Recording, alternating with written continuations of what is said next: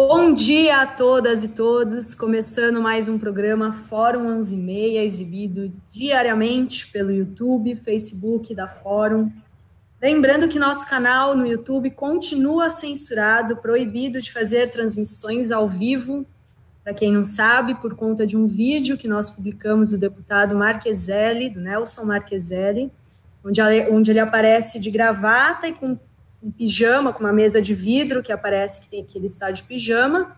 Por conta desse vídeo, o YouTube nos puniu e proibiu a Fórum de fazer transmissões ao vivo.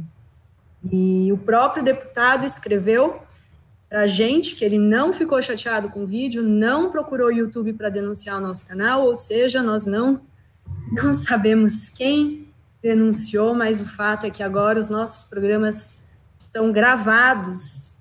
E hoje eu estou aqui junto com o Ivan Longo, também jornalista da Fórum, e temos uma convidada muito especial, a Érica Malunguinho, ativista negra, mulher, transexual e nordestina em São Paulo, idealizadora da Parelha Luzia, e agora pré-candidata a deputada estadual pelo PSOL. Érica, bom dia. Bom dia, olá. Legal, Érica, eu vou começar perguntando, primeiro, como foi vir de Pernambuco para São Paulo? Quais os desafios que você encontrou logo de cara? Eu acho que essa trajetória de migração, né, ela é uma experiência muito comum a todas as pessoas que partem do Nordeste, principalmente do Norte e Nordeste para o Sudeste. Obviamente que cada pessoa, né, e que cada cultura ou grupo de pessoas que chegam aqui tem que lidam de uma forma diferente, né? Eu vim para São Paulo porque eu tomei a decisão de vir, eu não tinha nada que me repulsasse de Pernambuco, né, que me tirasse, ou alguma situação emergencial que fosse necessário que eu saísse de lá. Mas eu vim por fazer buscas pessoais mesmo, por também, enfim, expandir as ideias, enfim, circular. Eu acho que isso é um movimento, inclusive, necessário e natural para todo mundo, né? Se deslocar um pouco do seu lugar de nascimento, do seu nascidouro, e poder transitar em outros lugares.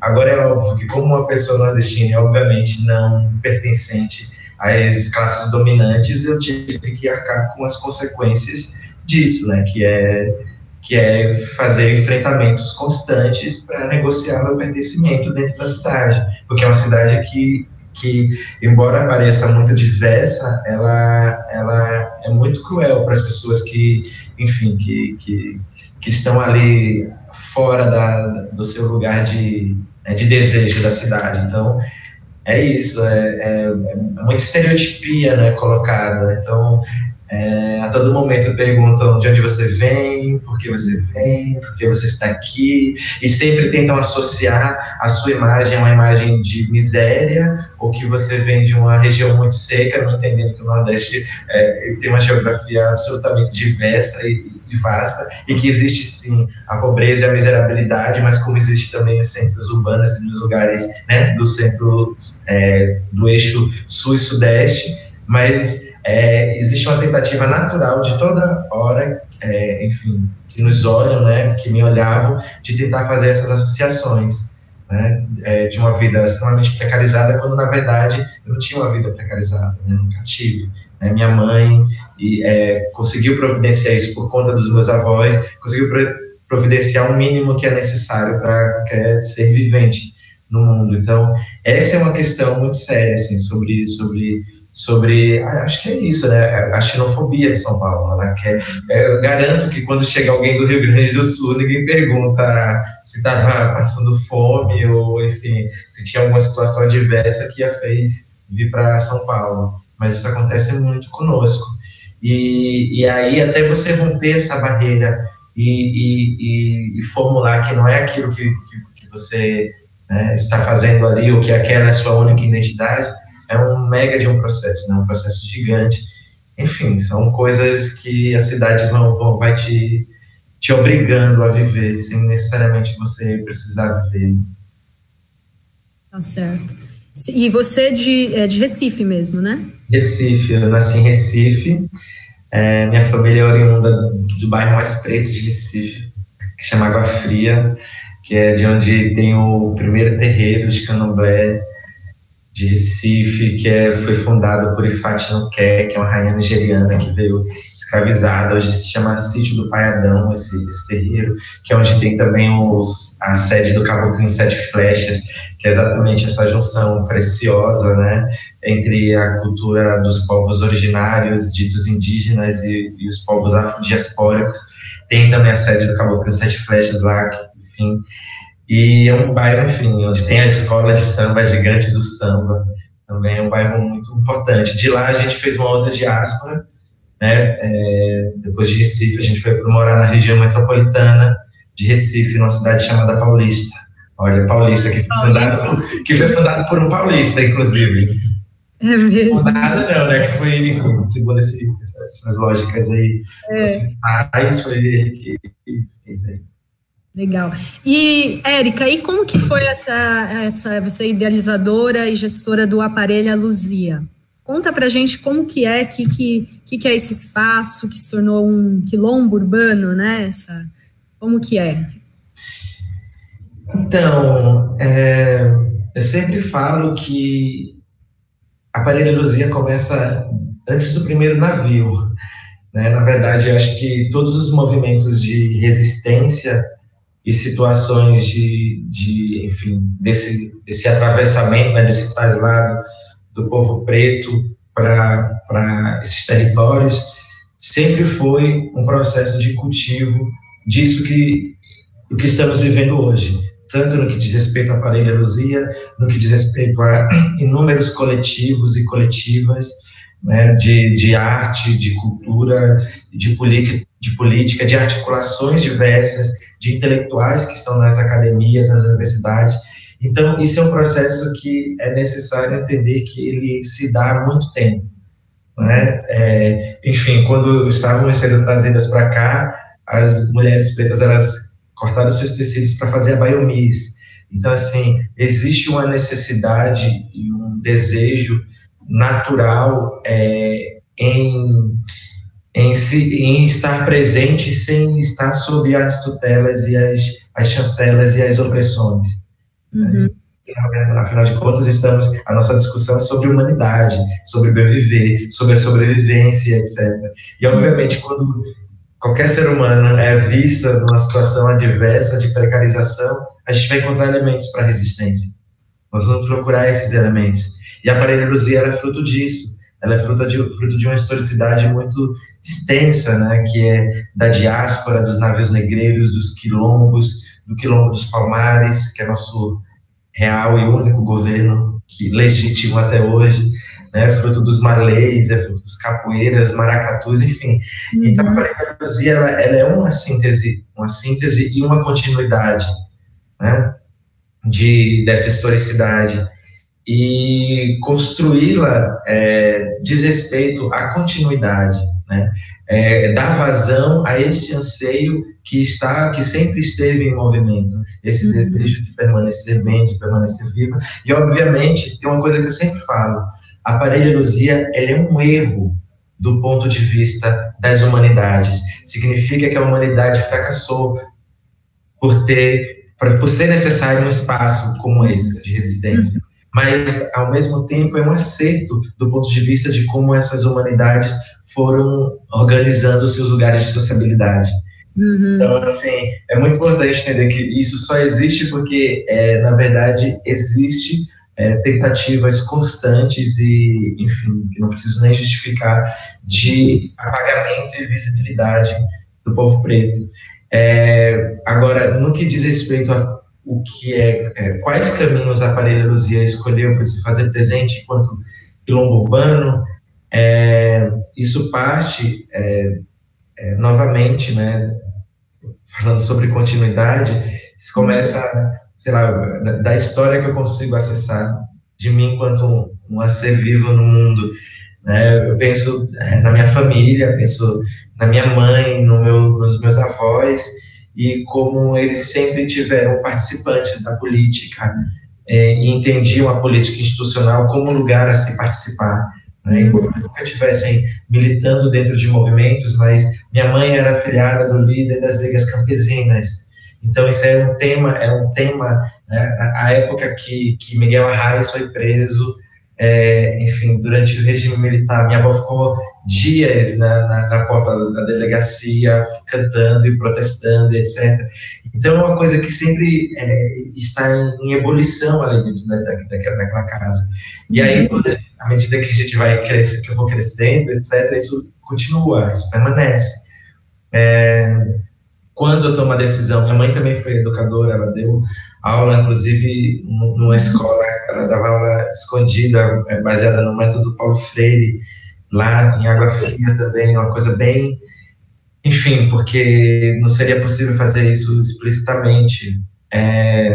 Enfim, isso é uma coisa que vai se desenhando, que eu não entendia muito bem para onde estava indo, mas isso resultou, por exemplo, ao fato de eu ter entrado na educação e ter sido educadora por muitos anos.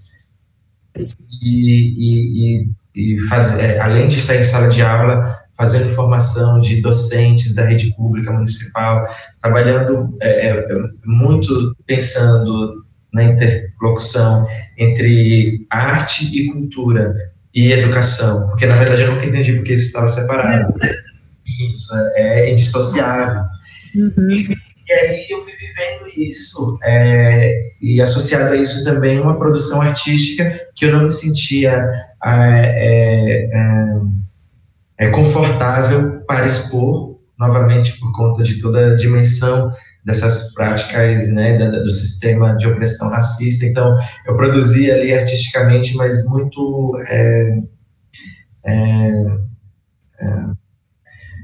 internamente, né, que compartilhava...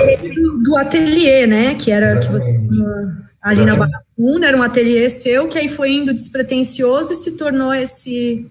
E aí, exatamente, e aí o que acontece? E aí, então, quando isso vai tomando proporções, né, que eu começo a perceber que esses espaços formais de trabalho dentro da educação, e até pensando na produção artística e disso tudo, porque eu estava dentro da educação fazendo militância, debatendo e fomentando discussões de gênero, de raça, sexualidade, etc. e tal. Quando eu via que existia um limite ali dos espaços institucionais para o avanço desses embates, dessas discussões que para mim não são recortes, e eu estava sempre colocada como um recorte, vai falar do recorte da diversidade, do recorte racial, do recorte... E eu falo, não, gente, isso não é recorte, isso é fundamento, isso é estrutura, isso que fundamenta as desigualdades e todos os processos de, enfim, de disparidades nesse projeto de nação. Então, se isso não for colocado como o fundamento e como o elemento essencial para se pensar outras coisas que são derivações disso, a gente não avança. Foi aí que eu falei, não, é necessário um lugar que essa narrativa possa ser construída com liberdade. Né? E, obviamente, pensando nesses fundamentos como eles sejam, como fundamento, como regra, como início, como princípio, como horizonte, como sujeitos fundantes. Né? E os outros, que na verdade é o sistema, que na verdade é a lógica opressora e etc., vai ter que lidar com isso, né? E nós e nós que não devemos lidar com eles que têm que lidar com isso como fundamento, tentar justificar, entender, tentar pensar, se reconfigurar, nós como fundamento, ampliando e expandindo cada vez mais os horizontes que nos mostram, que é, como eu falei, o princípio básico da vida, da sobrevivência, da permanência, do bem-estar, e isso é um bem que não dá para abrir mão. Acho que é nessa sintonia que a Parede da Luzia se formula, se compreende. Obviamente que também, quando eu falo que é um lugar de arte, produção de arte, cultura e política, é uma tentativa de deixar isso compreensível né? Porque, afinal de contas, embora a gente fale de descolonizar o pensamento e critique a lógica ocidental, acho que esse é o único, ainda por enquanto, é a forma possível de colocar isso pedagogicamente, né? Para explicar isso pedagogicamente. Mas esse lugar que estamos em eterna formulação diz respeito aos princípios indissociáveis das experiências humanas no mundo, né?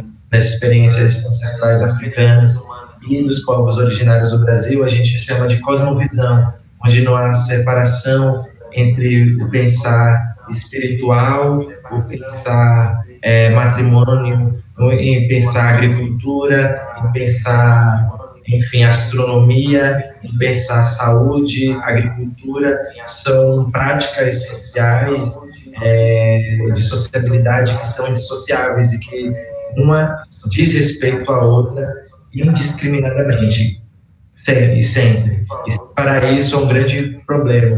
E a aparelhologia, ela se move, ou ela está dentro de práticas sociais que dizem respeito a essa tecnologia cosmogônica, né? Essa tecnologia em indissociação de todos esses aspectos das humanidades. Sustentável, pedagógica, autogerível, criativa, tudo isso que chamam de nome, né? O aparelho é que vocês fazem essa, né? Do aparelho e, né? No feminino ficou o aparelho, né? Que eram os espaços de resistência da ditadura, né? E o Luzia, que era o primeiro ser humano, né? Que na África, o primeiro ser humano, né? Exatamente, a Luzia, ela foi a ciência apelidou de Luzia, a arqueologia é o primeiro registro, né, o primeiro fóssil encontrado em Minas Gerais, inclusive, na região metropolitana de Minas Gerais. E Luzia também tem essas aliterações bonitas, né, Luzia, Lumiar, tem uma poesia bonita nesse nome também. É a arte, a cultura e a política, sempre. Legal. E essa história também, vocês têm esse lance de romper com essa cultura de servidão, né, no espaço. Você podia também explicar como que é isso? Assim, como é um espaço, como é um território da coletividade que tensiona e que está fundamentado pelas questões, né, pelas construções das identidades negras dos territórios que receberam a diáspora, a gente tem um histórico muito pesado e latente que ainda nos é sensível. E um deles é a questão da servidão, né? Essas práticas de não cooperação, essas práticas de que uma pessoa está no mundo para servir ou para recolher a coisa do outro, para, enfim, né? E a gente tem toda essa herança aí escravagista, o próprio emprego doméstico como uma derivação e uma consequência, uma continuidade disso. Obviamente, nós estamos falando disso no trabalho das empregadas domésticas, a qual a gente deve ter o maior cuidado e respeitando todas as nossas anteriores que falam sobre isso, Laudelina, né, a própria Teta Rara, mas entender que lugar de dignidade é este para as pessoas que cooperam e colaboram, na verdade não nos servem, né, elas estão colaborando e cooperando para manutenção, inclusive, da coletividade, não de um sujeito, de uma sujeita apenas. Então, é necessário que as pessoas cuidem também disso. É fundamental que as pessoas cuidem também. E é sempre muito importante falar que, assim, a aparelhologia só é possível porque é isso que está acontecendo. Existem forças em consonância que encontraram sincronicidade, que encontraram representatividade, que encontraram acolhimento, que encontraram cuidado e que, acima de tudo, que encontraram segurança, corpos negros livres e seguros, em segurança. Essas pessoas encontraram nesse território, na verdade, esses elementos que fazem com que torne o que é. Aí isso não seria possível se essas pessoas não estivessem dentro. E aí eu falo, desde as pessoas que passam, transpassam, atravessam, as pessoas que estão permanentemente lá, que fundam e que movem isso. A Cícera Alves, a Mariana Rocha, a Sandra Silva, Vitor Ferreira, a Malu Avelar, a Maiara de Souza, enfim, né, Júlio César, acho que a Sandra Campos, acho que é sobre isso que estamos falando, né? Bom, acho que é isso. Nem vou ter mais, senão eu não paro nunca. Bom, acho que é isso. Nem vou ter mais, senão eu não paro nunca. Ivan, quer fazer alguma pergunta? Sim. Bom dia. Ivan, quer fazer alguma pergunta? Sim, bom dia a todos, pessoal. Tive um problema técnico aqui, voltando agora, né? Eu perdi um pedacinho aí da conversa, né? Mas eu queria retroceder um pouco a questão da trajetória da Érica, que como a gente estava lá no começo, eu tive um problema técnico, voltei agora, mas aí tentando voltar um pouquinho, você estava falando da tua vinda de Pernambuco para São Paulo e tudo mais, aí depois eu já peguei com vocês falando do Aparelha Luzia, né, como que funciona o espaço, essa questão da representatividade. Eu queria saber um pouco, no meio disso tudo, Érica, como que aconteceu essa construção da tua identidade enquanto mulher negra e da tua construção como identidade enquanto mulher trans também? Uma coisa acompanhou a outra ou uma coisa levou a outra? E eu queria que você falasse também como que funciona a interseccionalidade entre essas duas frentes, né? A tua militância, o teu ativismo enquanto mulher negra e o teu ativismo enquanto mulher trans. Isso apareceu ao mesmo tempo na tua vida ou uma coisa levou a outra? Como que foi esse processo? É sempre muito difícil, porque dizer sobre construção de identidade negra, ou enfim, construção de identidade, construções identitárias, a gente acaba tendo uma tendência a acreditar que as coisas se modificam de um momento para o outro, não é? Ou que se toma uma pílula instantânea da afirmação identitária.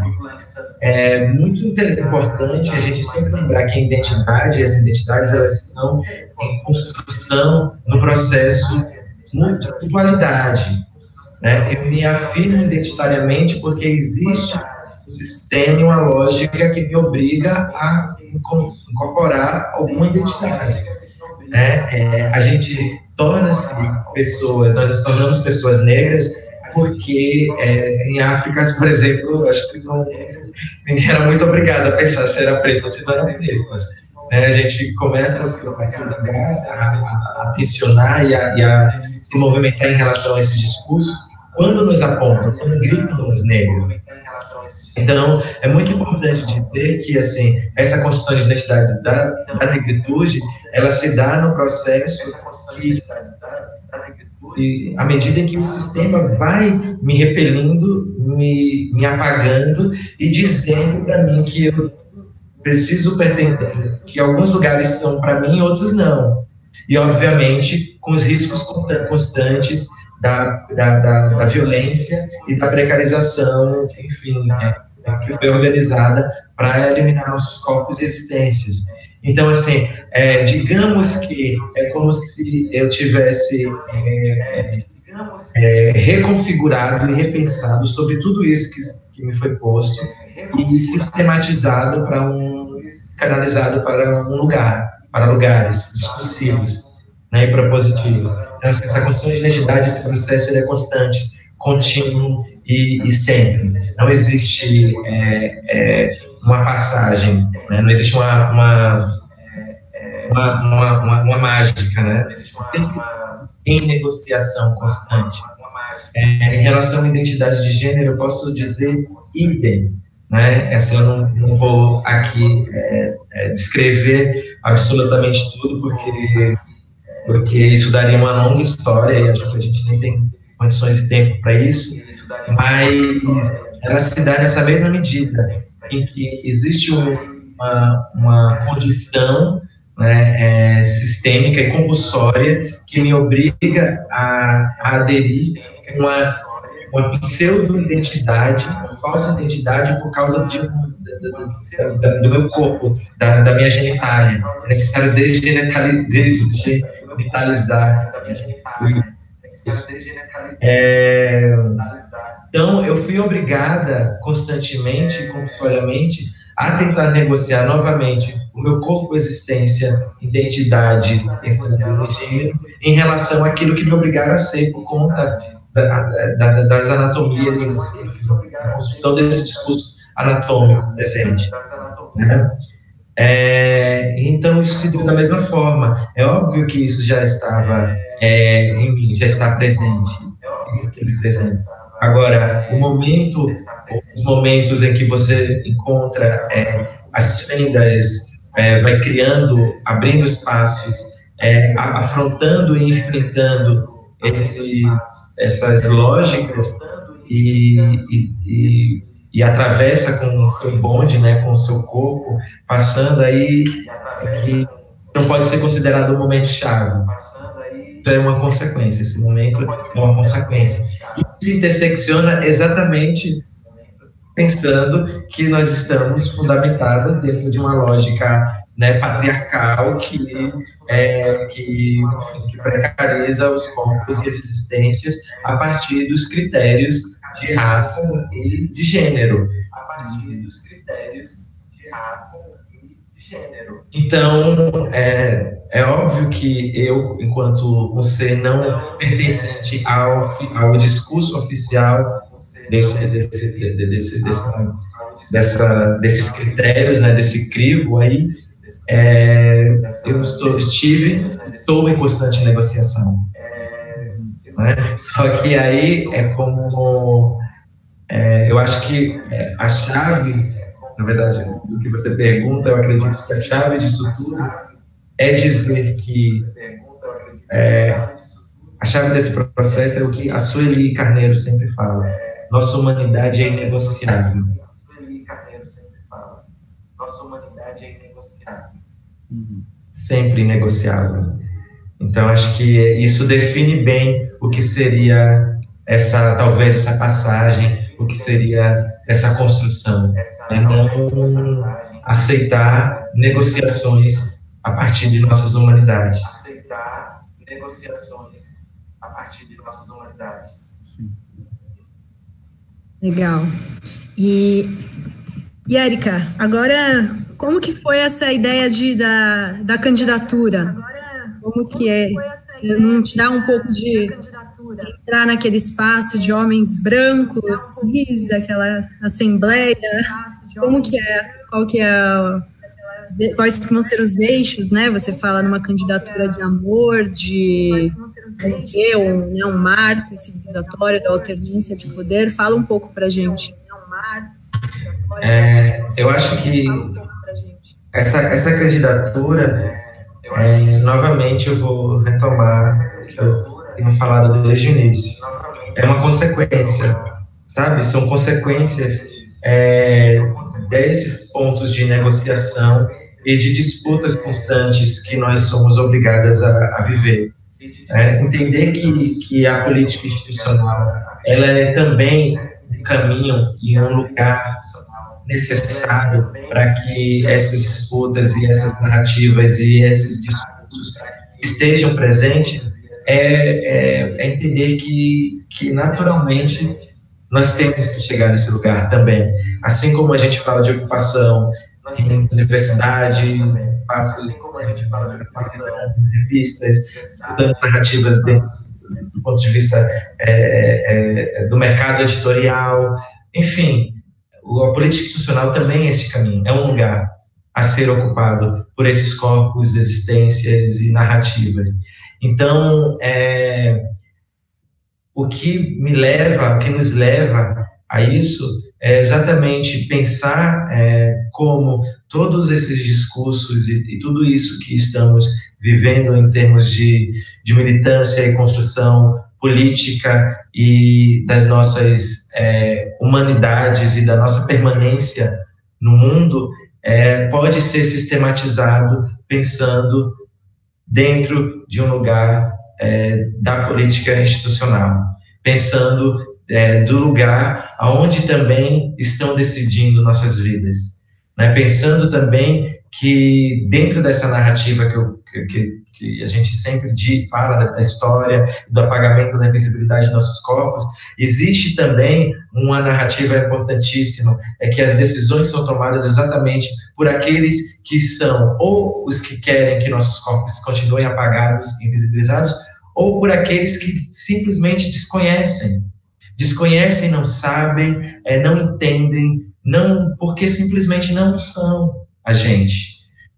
Porque eu sempre falo que quando a gente está falando sobre alternância de poder, reintegração de posse, emancipação, candidatura quilombo, estamos falando de conceitos, né, e de estratégias de luta que significam exatamente a necessidade e a urgência de que sejam essas pessoas, nós, que estejamos lá decidindo e assinando e pensando nas políticas públicas que são necessárias, eficazes e eficientes para o nosso povo. Porque existe algo que é muito matemático em relação a tudo isso. Acredito que hajam pessoas que são aliadas e que se dizem empáticas e etc.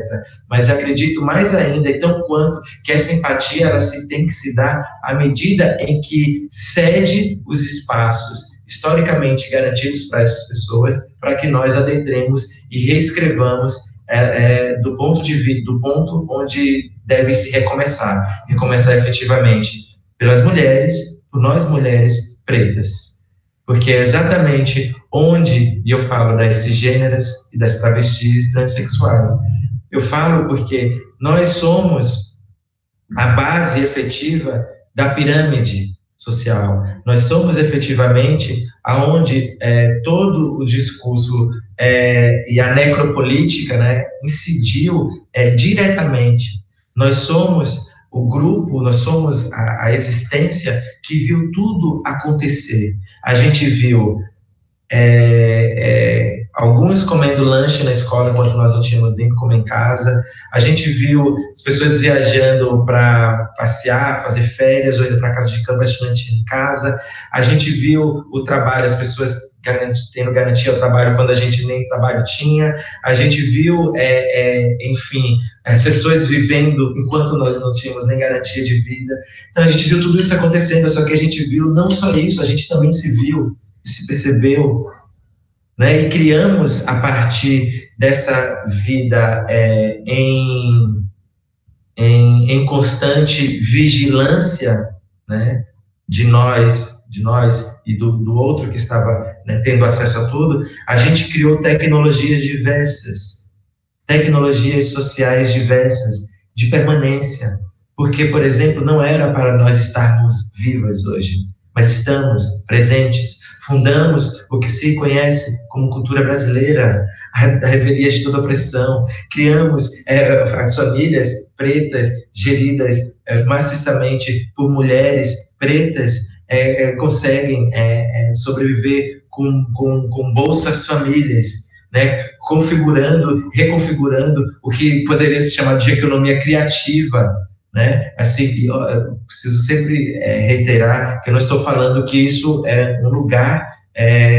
um bom lugar e necessário, etc. Eu estou falando do que a gente fez a revelia de toda essa opressão, né? Criamos formas, fundamos os quilombos, né? Fundamos uma nação quilombola, fundamos estratégias diversas de permanência, né? Enfim, estratégias, eu falo de tecnologias sociais diversas. Então, nós temos as forças, habilidades, capacidade e sensibilidade mais do que necessária para pensar no novo marco civilizatório, para pensar no outro projeto de poder, para pensar em modelos e formas de pensar a sociabilidade que esteja garantido o bem viver para todos. né? Porque nosso povo, ele se move assim, né? Essas existências que foram precarizadas, que foram marginalizadas, ela pensa assim, organicamente, né? Naturalmente, porque, enfim, não existe vida sem sociabilidade, sem coletividade e etc. Acho que é isso. Respondi, não sei. Só finalizando, eu acho que eu não finalizei uma parte do discurso. Quando eu falo da estrutura que se constrói, exatamente, a gente viu tudo isso se construir literalmente sobre nossas cabeças. A gente viu do melhor ângulo de visão, não da melhor posição. Então, assim, conhecer o território. E aí é interessante a gente pensar nesse agora, nesse tempo agora, é que, assim, nós temos quadros técnicos do ponto de vista intelectual, do ponto de vista acadêmico, do ponto de vista do fazer, do ponto de vista, enfim, do sensível, da militância, do ponto de vista das organizações sociais, enfim, a gente tem gente para todo lado, capaz, hábil, para nutrir e levantar e fomentar esse projeto de poder, né? Porque não é um projeto de poder de destruição, é um projeto de poder para existir, de poder para sermos as forças que vão traçar as diretrizes para um novo projeto de mundo.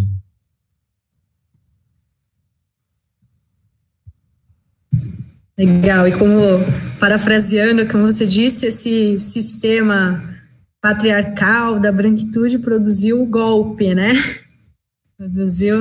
tudo que a gente tem hoje, assim, se a gente fazer uma análise do agora, a gente, sei lá, tem literaturas muito vastas para a gente poder passar o dia aqui dissecando para analisar esse projeto, essa ideologia, né, que resulta no poder maciço aí da lógica do patriarcado e do capital, etc. E a gente, é muito simples entender que isso tudo foi gerido, organizado e articulado basicamente, essencialmente, pela branquitude. É muito necessário a gente fazer essa reflexão e saber que tudo isso, com os anacronismos que estão postos, foi resultado deste poderio, né, dessa lógica de poder. Então, assim, por uma questão básica da democracia, é necessário, é fundamental que haja alternância e que haja outras possibilidades de visão e de ação para operar as direções, né, para operar as escrevências dos projetos de poder. É necessário porque, inclusive, ninguém está dando conta mais disso, né? Está todo mundo se matando, é um projeto autocorrosivo, destrutivo, autocorrosivo, que corrói, inclusive, os próprios pertencentes à branquitude. Então, não está legal para ninguém. Né? E só para encerrando, só se explica um pouco isso que você até falou nesse discurso da Marcha de Orgulho Trans, que o pessoal falou, um discurso histórico. Como que você define essa branquitude? Na verdade, é um sistema, né, que você fala. Sim. A branquitude não é um sujeito branco. Eu sou branco e sou eu que sou... Não, gente, a branquitude é um sistema. É um sistema de opressão, é uma lógica que garantiu que certos indivíduos e sujeitos tivessem privilégios dentro desses lugares de sociabilidade.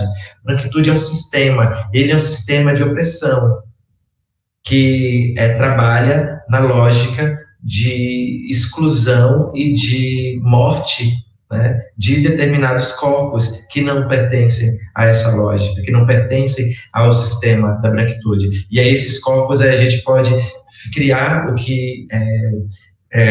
dizer o que, às vezes eu brinco, que é a hierarquia da tragédia, a hierarquia da desgraça, que assim, que vai repelindo e precarizando corpos diversos. E aí você tem a mulher branca como o primeiro corpo ali na escala, você tem um homem negro, a mulher negra, e você vai caminhando até chegar no corpo da mulher trans, preta, do candomblé, gorda, e etc., pobre, empobrecida.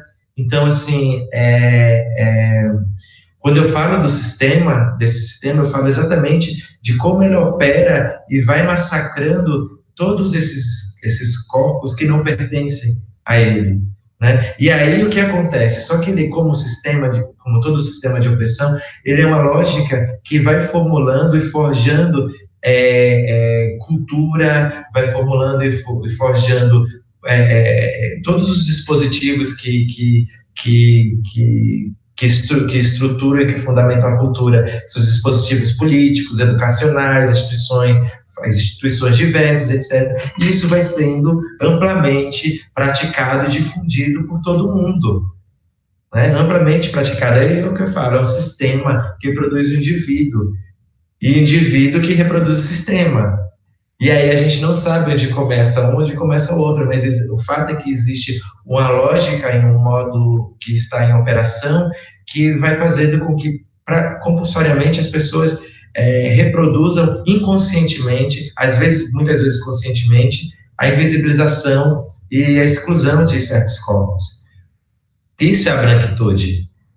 E assim, e ela opera pelo pressuposto da supremacia do sujeito branco, sim. Ela opera pelo suposto da eugenia que foi construída, que são discursos da ciência, que vão justificando por A mais B, vão tentando justificar, forjando justificativas, porque isso não é justificativa, forjando justificativa para dizer sobre a supremacia da raça branca, né, do sujeito branco. Então, tem todos esses dispositivos e recursos que foram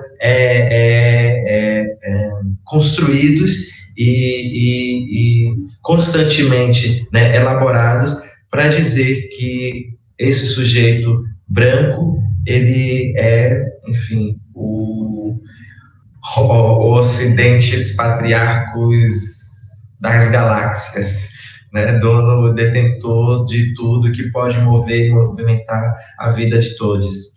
Então, é disso que se fala, né? É sobre isso que se fala. Não é possível que nós não vejamos que nos espaços de sociabilidade, eu penso em, sei lá, universidade, restaurante, bar, boteco, enfim, qualquer lugar que se vá, não é possível que a gente não consiga fazer um cálculo muito simples. A gente chega nos lugares e a gente vê, às vezes só tem gente cisgênera branca.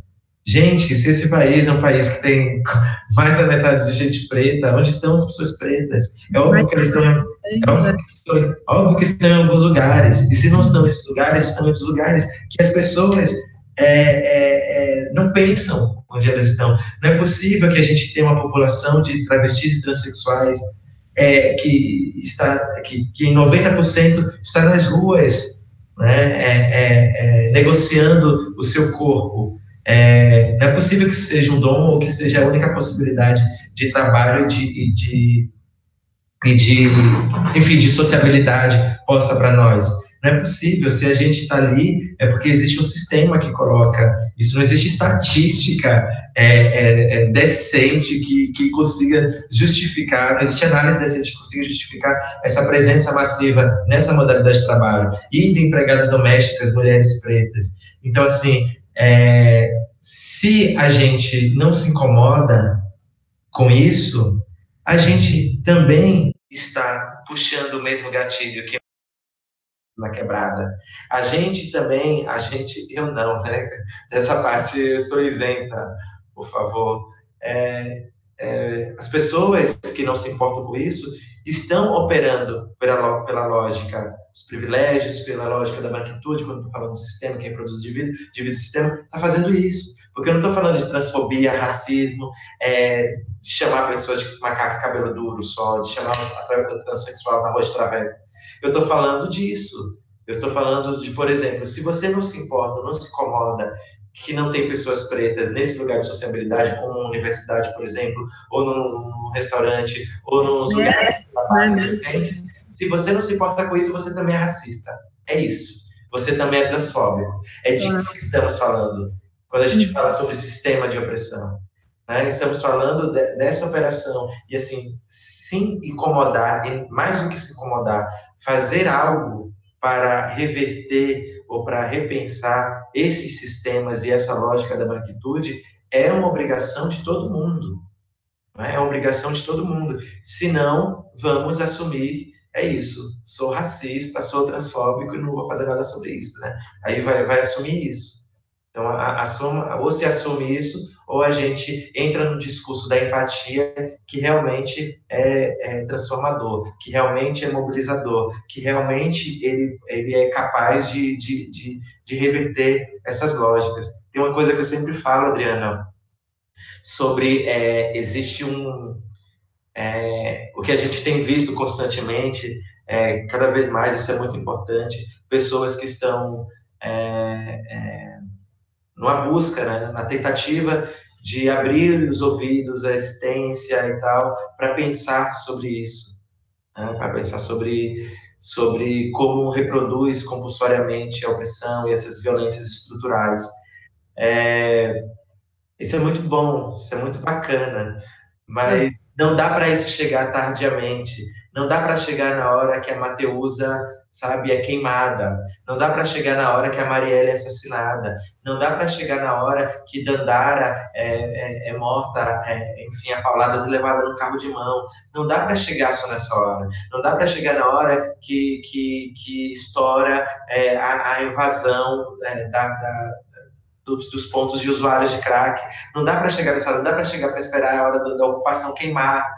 Entende? Assim, porque chegar nessa hora, no limite, é, no mínimo, também a gente assumir essa hipocrisia. Não dá para chegar nesse limite. A gente precisa se precaver disso, a gente precisa pensar como não chegar nesse ponto, como não ser necessário, como não ser necessário ter que oferecer esse tipo de ajuda, a gente tem que pensar no antes. A gente tem que garantir que o jovem negro continue vivo, né, permaneça vivo. A gente tem que fugir dessa mentalidade abolicionista, dessa mentalidade salvacionista que às vezes as pessoas têm, de achar que vão salvar esses grupos. Não, as pessoas estão se movendo, produzindo política, produzindo resistência e sabem como fazer isso. O que a gente precisa agora é de espaço para realizar os projetos políticos que já estamos formulando há muito tempo. A gente precisa de espaço, a gente precisa de garantia e de espaços de trabalho, espaços dentro da política institucional, espaço dentro das universidades. A gente precisa de espaço desses lugares de tomada de decisão. Né? Porque aí eu volto ao que eu falo, assim, não dá para ver com essa mentalidade abolicionista, salvacionista, porque a abolição só funcionava quando se tinha senzala. A gente está no quilombo. Quilombo não precisa de abolição. Quilombo está livre. Quilombo está emancipado. É uma tecnologia coerente em relação aos seus pressupostos de permanência em comunidade, em grupo. Então, assim, ou a gente lida com isso com coragem, coerência e com verdade, ou a gente vai continuar patinando nessas mesmas tentativas de salvar um sujeito, uma sujeita que, na verdade, ela não precisa de salvação, ela precisa de voz, de fala, de lugares, de poder, de alimento, ela precisa de outra coisa. Precisamos de outra coisa. Então, é isso, assim, eu peço, eu sempre falo, assim, eu peço, né, para as pessoas, ao abrirem essas escutas, começarem a pensar, esse projeto é importante, esses projetos são importantes. Então, assim, eu vou silenciar um pouco o meu, ou eu vou desocupar esse lugar para que esse projeto possa vir à tona. Então, assim, ou a gente faz esse acordo entre nós, ou, novamente, vamos ter quem projeta ônibus que nunca andou de ônibus, entendeu? Aquela velha história. Então, vamos tentar novamente colocar esses band-aids e essas soluções que não vão no cerne. Né? Nós somos sujeitas e protagonistas de nossas histórias. A gente sabe o que aconteceu. Voltando ao que eu estava falando, a gente viu o que vocês fizeram e vimos o que nós estávamos fazendo.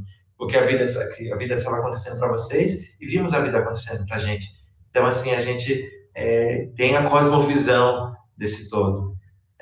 Enfim, acho que é isso. Assim. Mas pode perguntar mais, que eu gosto. Ivan, você tem mais alguma pergunta?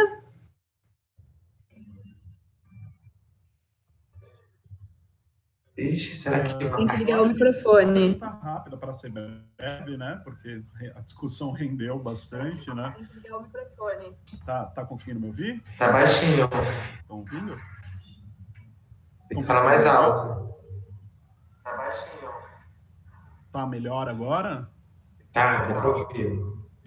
Então, e agora? Tá bom? Tá bom. Tá. Uma pergunta rápida, né, para a gente ir encerrando, porque rendeu bastante a discussão, mas, assim, você que vai entrar agora nesse mundo institucional da política, eu queria que você citasse que referências você tem de pessoas negras ou que te representam nesse mundo institucional, outras mulheres que conseguiram conquistar esse espaço, tem algum ou algumas que você conseguiria citar? Nossa, é muito triste, né? Mas a gente tem realmente uma subrepresentatividade, uma subrepresentação dentro desses espaços. Mas nós temos, sim. Nós temos Leci, Brandão, nós temos Benedita Silva, nós temos Teodosina Ribeiro, que foi a primeira mulher preta a ocupar o Legislativo Municipal de São Paulo. Nós tivemos Marielle.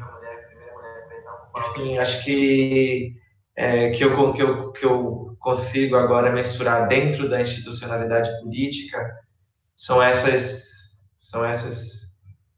mulheres, mas que a gente sabe que esse campo está em expansão nesse território, o avanço desse território cada vez mais pujante, cada vez mais forte. Vejo e tenho como inspiração, obviamente, mulheres que não estão, obviamente, dentro desse campo institucional, que não estão da institucionalidade política, mas fizeram parte dele, né, como a ministra Nilma Lino Gomes, né, nós temos, enfim, Sueli Carneiro, a própria Sueli Carneiro, a própria Djamila Ribeiro, acho que são pessoas que estão tensionando aí os discursos dentro do campo da institucionalidade, mas que também está fora dela. Quem mais? Bom, você tem uma lista enorme, mas eu acho que por hora é isso. A Joyce Beth, que é assessora parlamentar, também é uma pessoa que está aí dentro dessa seara. Eu acho que é isso.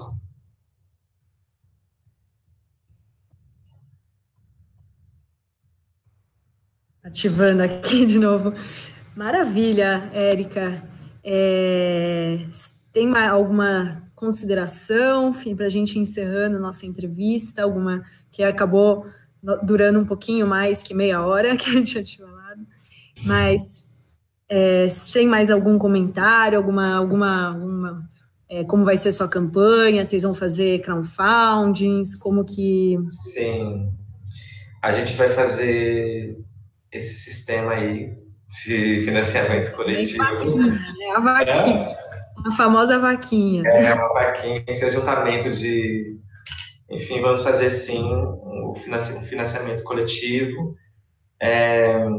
A campanha ela está em curso, ela é uma campanha, como eu falei, né, a gente tem construído essa candidatura Quilombo, tentando sistematizar todas essas elaborações que nós temos em torno da militância para esse lugar institucional. Não é uma tarefa fácil, porque são muitas pautas, né, são muitos caminhos possíveis, mas a gente tem questões que são fundantes dentro desse fundamento, que nós vamos, enfim, colocar como prioridades, mas que isso não partirá só de nós que somos esse, digamos, núcleo duro da campanha, mas sim vamos contar com a participação de diversas pessoas que quiserem participar, que na verdade esse chamado já está sendo feito, né? Pessoas que quiserem compor, participar como conselheiras, como coparticipantes, como, enfim, dentro tanto da campanha como dentro do mandato. Enfim, acho que essa é uma tônica para a gente conseguir ter uma multiplicidade de olhares e de caminhos de atuação para pensar na disputa dentro da institucionalidade. Acho que é isso, o recado que eu tenho para dar, acho que que tudo isso que estamos agora levando para esse lugar, né, levando para a instituição, são urgências, né, que já estão, enfim, dentro dessa historicidade. São urgências que, se não forem resolvidas, né, que se não forem pensadas agora, eu acho que dificilmente a gente terá algum lugar saudável para conviver no futuro. Então, eu acho que está mais do que explícito, está mais do que provado que esse modelo, né, essa forma de sociabilidade não faz bem para ninguém, né? Não movimenta e está precarizando a vida de todo mundo. Então, a urgência que temos é essa. E, obviamente, a gente não vai esquecer do cenário que temos neste agora. Não posso falar de forma alguma que para nós nunca foi difícil, sempre foi difícil. Tenho que falar sempre que para nós sempre foi difícil. A gente sempre esteve, né, à beira, à margem, ou no processo de marginalização, etc. e tal. Sempre estivemos. Os golpes não é o golpe de agora, o golpe é histórico, né? Os nossos golpes estão acontecendo sistematicamente. Mas a gente tem uma chance agora de refletir, uma vez que ficou visível, inclusive para pessoas que não se importavam com os golpes que eram construídos em relação a nós, né? Nós temos a chance agora de fazer isso todo mundo junto, pensar na canalização de forças e de energia e de disposição e de desocupação de espaço, de oferecer passagem, etc., para esses projetos acontecerem. Acho que estamos num momento que pede isso. Legal. Muito obrigada, Érica. Obrigada, boa sorte aí nesta caminhada. Agradecer você pela excelente aqui entrevista. Ivan, dar um tchau aí. Tchau aí. É isso, obrigado aí pelas palavras, Érica. Apesar dos meus problemas técnicos aqui, eu pude acompanhar bastante, foi mais uma aula para mim do que uma entrevista propriamente dita, foi muito proveitoso. Boa sorte na sua candidatura e bom dia para todo mundo que assistiu aí. Valeu. Bom dia e obrigado a todas e todos que estão aqui nos assistiram hoje. Até mais.